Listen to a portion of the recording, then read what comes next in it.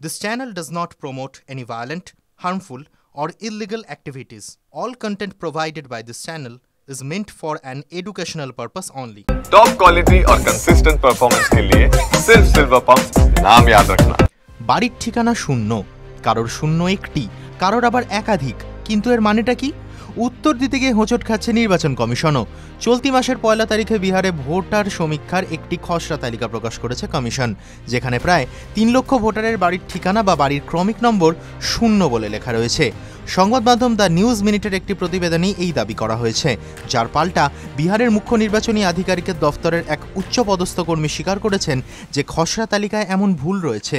CEO দফতরের উপনির্বাচনী আধিকারিক অশোক প্রিয়াদর্শীর দাবি, মাঝে মাঝে ভোটাররা তাদের বাড়ির নম্বর পূরণ করে না, তবে কমিশনের ওয়েবসাইটে এখনও এই সংক্রান্ত আবেদন গ্রহণ করা হচ্ছে। সেই কারণেই বেশ কয়েকটি ভোটারের বাড়ির ঠিকানা শূন্য বলে উঠে এসেছে। বিহারের খসড়া তালিকা প্রকাশের পর কয়েকদিনের ব্যবধানে কমিশন জানায় তাদের কাছে রাজনৈতিক দলগুলির পক্ষ থেকে তালিকা সংক্রান্ত কোনো অভিযোগ জমা পড়েনি। তবে অভিযোগ যে ওঠেনি এমনটা নয়। প্রথম থেকেই বিহারের বিরোধী দলনেতা তেজস্বী যাদব সরব হন কেন বুথে বুথে কত ভোটার বাদ গেল সেই সংখ্যা জানাচ্ছে না কমিশন। এছাড়াও সরব হন নিজের নাম বাদ পড়া নিয়েও। নিউজ মিনিটের ওই প্রতিবেদনে আরও বলা হয়েছে, খসড়া ভোটের তালিকা যাচাই করে দেখছে নিউজ লন্ড্রি।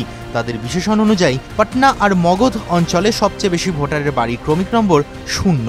সেখানে বিধানসভা কেন্দ্রের নিরিখে সবচেয়ে বেশি শূন্য ঠিকানার বাড়ি রয়েছে ঔরঙ্গাবাদ কেন্দ্রে। TV9 Bangla digital.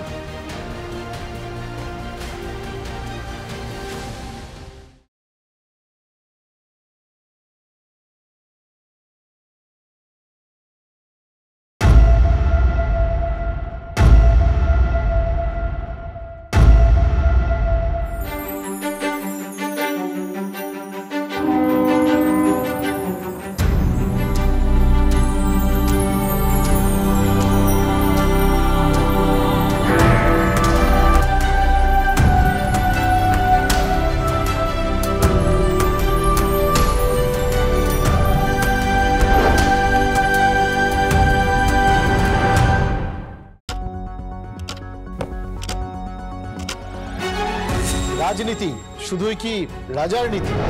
রাজা উজিরের চোখে নয়, আপনার আমার চোখে সমাজের ছবি। কঠিন কথা সহজভাবে না বললেই নয়। প্রতিদিন রাত 9টায় TV9 বাংলায়। TV9 বাংলা না দেখলেই নয়।